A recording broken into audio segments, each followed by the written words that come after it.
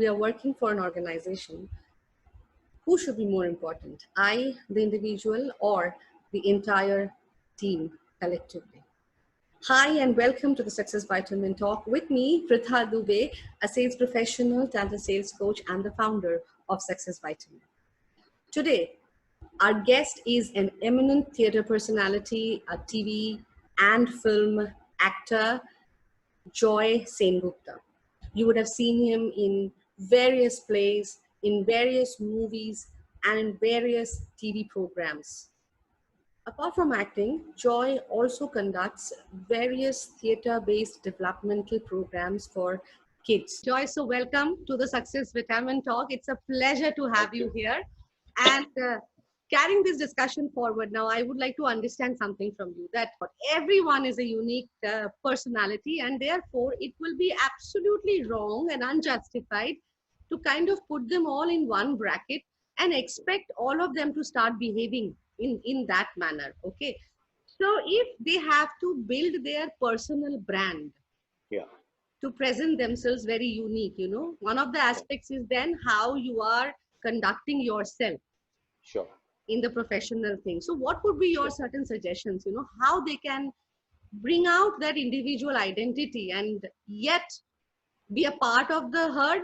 I would not use the word herd, probably be part of the group, come across as a team player, and yet maintain their individual identity. See, in theater, we have this understanding that a theater group is a microcosm of society or a company. Why we say this? Because in theater, you have a group of say 16 people or 30 people or 100 people. If you're doing Mahabharata with Peter Brooks, you'll have 120 people. You could be from Japan, you could be from Israel and Palestine, you could be from India and China, America and UK, Eastern Europe. All of them come together to do Mahabharata with Peter Brook, who is an English director, right? There will be Mallika Sarabhai from India, there's Ida Ho from Japan, and so on and so forth. Right. They all bring their own culture, they all bring their own language, they all bring their own personality, they all bring their social and psychological traits. They come there. But they have a common goal and purpose. The common goal and purpose is to communicate Mahabharata in the most esoteric and in the most sublime form to a global audience, right? So they all have to bring in their own strengths in order to help Peter Brook translate Mahabharata from Vyasa's book onto stage, and from stage into the consciousness of the audience. Right. So this is the journey they all do together. Right. So the coming together of this into a group for the common purpose is what binds any organization or society together. Everyone has to put their strengths together. So that is the key, that each person brings his faculty, his strength into the group or organization. And then together they find that common purpose and serve the common purpose. So can we say that the director of the play is the one who is initially responsible to align everyone towards that common goal?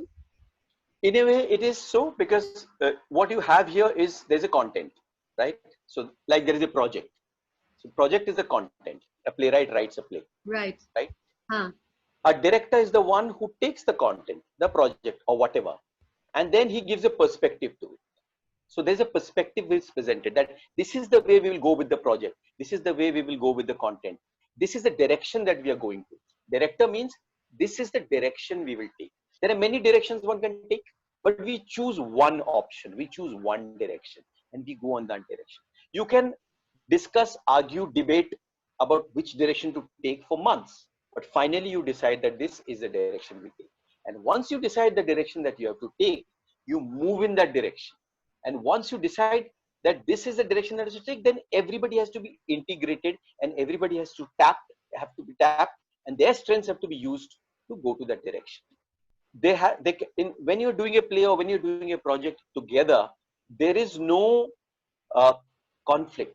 The reason there is no conflict is the purpose has been decided, the direction has been decided. Okay. Once you pick an option, you say this is the direction, then everybody is putting their strength to go in that direction. And you come over there and with a common purpose, what you do is you help each other. Suppose an actor forgets a line, another actor makes up for it. Suppose if actor forgets an entry, another actor will improvise and help that actor make a late entry. Suppose a person jumps a scene, another actor will help in taking it back or taking it forward. So this is the way you really help yourself. So that is the spirit that I'm talking about. That spirit of helping each other, caring for each other, making sure that if you fall, I'm there to hold you. If you stumble, I'm there to take you. If you cannot walk, I'm there to help you. You know, that spirit of togetherness, collectiveness for the common purpose is what defines, to me, any idea of success or non-success. Tell me something, Joy. And you said something very, very, very critical. That's the spirit. It is a spirit. When we're talking about spirit, the thing that you said, that we are all holding each other up. So if anybody's fall, we are there to hold each other up. That's a very big spirit, and that is what probably makes the entire team succeed eventually. Totally. Now, at the same time, see, everybody is an individual, and everyone has an aspiration or an ambition. Yeah. And especially probably in actors, we hear that there is all this competition and everybody wants to shine the other person. So I'm assuming that ambition would be there. So in a situation like that, it's really very difficult what you're saying, to have that team spirit on. How do you develop that? I'm sure something happens here during your entire training time that you guys get that attitude right from the start. So what happens? How do people develop it? Well, we call it series of objectives leading to the super objective.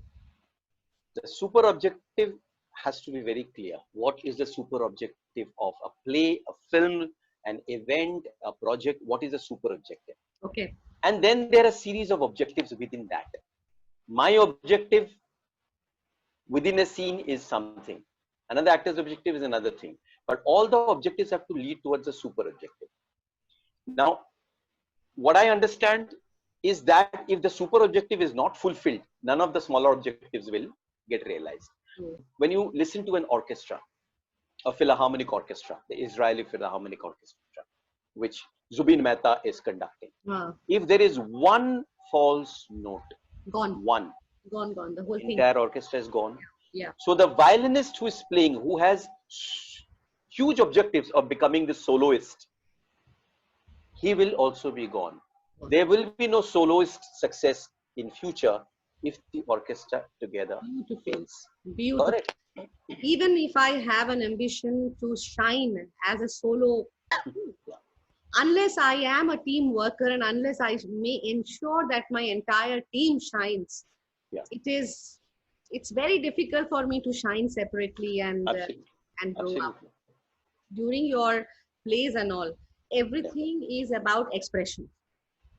Eventually, the entire concept, whatever is written on a paper, is finally introduced to the audience through the expression, whether it is only a visual expressions or vocal or a combination of everything. So I would like to understand that when in a professional world, say in a corporate world, when there are different kind of situations that one faces, sometimes getting into an argument, sometimes into a generally a disagreement with someone whom I like. So I don't want to really spoil that relationship with that person. And sometimes it's a boss who has said something I want to refuse, but I am unable to refuse. Now, in such a case, whenever somebody is thinking of expressing, and here probably I will say expressing with diplomacy and tact. Sure. This is about the inner faculty. We are composed of, I personally say, though it sounds abstract, of 3 different forms of faculties. One is external, which is our face, our body, our limb, which means our gestures, our facial expression, all of that. Then there is the vocal expression. Yeah, voice. Voice is after man discovered language, language became an extremely important form of communication, right? And the third is your internal faculty, which is not visible, but it is always operative. Your intellect is Ah. always operative.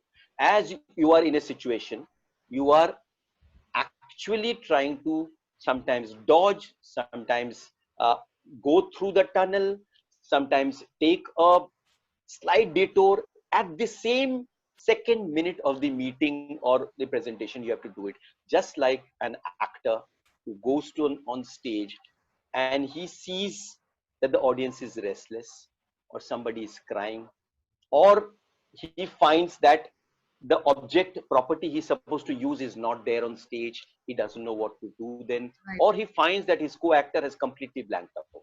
He has to right at that second use his inner faculties to maneuver and manage the situation, right? But I do believe in the very abstract notion of what we call soul. The reason I believe it is because soul to me is spirit. When someone is down and yet someone tries to pick himself up, not physically, but spiritually, that is where the spirit comes in. So there are three distinct faculties which works in every individual in any given situation. And I am not ever going to believe that individuals do not stand up and deliver.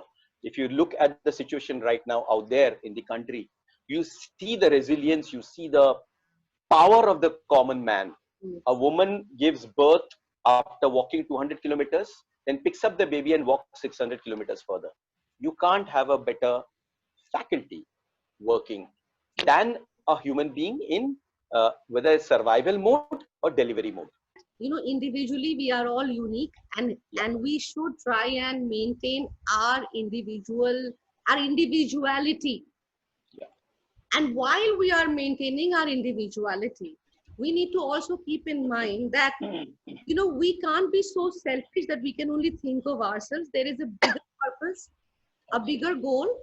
Absolutely. That when we want to achieve, it can only happen when we collaborate with everybody, and not just see that okay, only I should do good and rest everybody fails. Doesn't matter, because if others fail, then I fail too. Completely. And also what you said at the end is so very important, that there are these, apart from something that we see physically, or rather visibly in front, what we see are only the output of what we want to show. And that is what we see through the expressions, or through the vocals and through the verbals. At the same time, we should always know that there is a spirit which gives rise to that attitude, and there is an intellect which tells us, and that intellect could also be like, which basically guides us that, what do you want to achieve from this? So I am in a disagreement.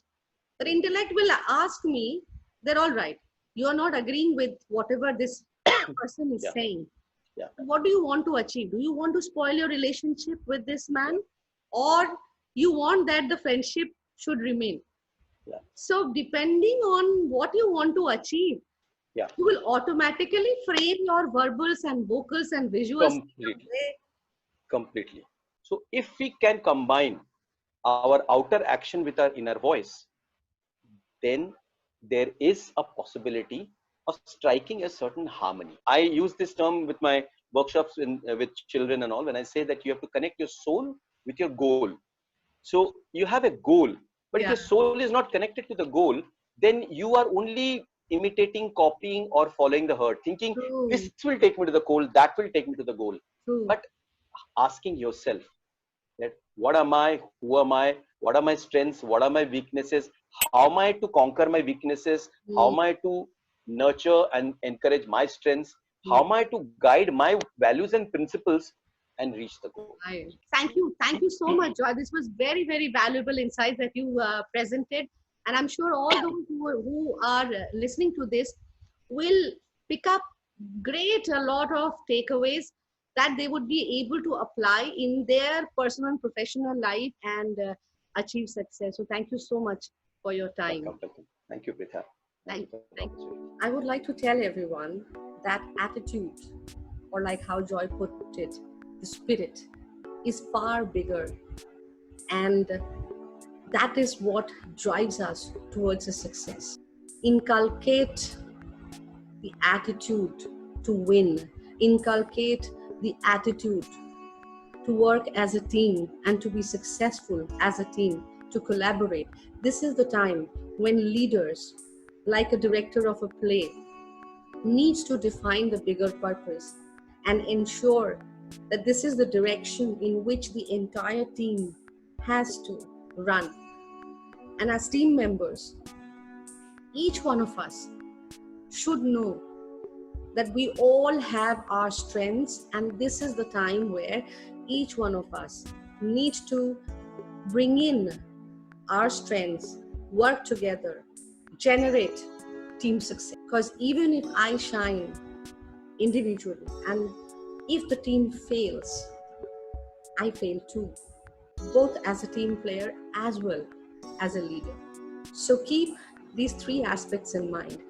One is the outer aspect that we are showing to the people, which is a perception that we are creating with the people who are dealing with us. But beneath the perception is the true me, who is driven by a spirit and an intellect, that is an attitude and a purpose. So find out what is that attitude that you need to achieve that purpose, and then accordingly decide on the perception that you wish to create. Work for your success. Be so unique that everyone would want to follow you. Stay safe and take care.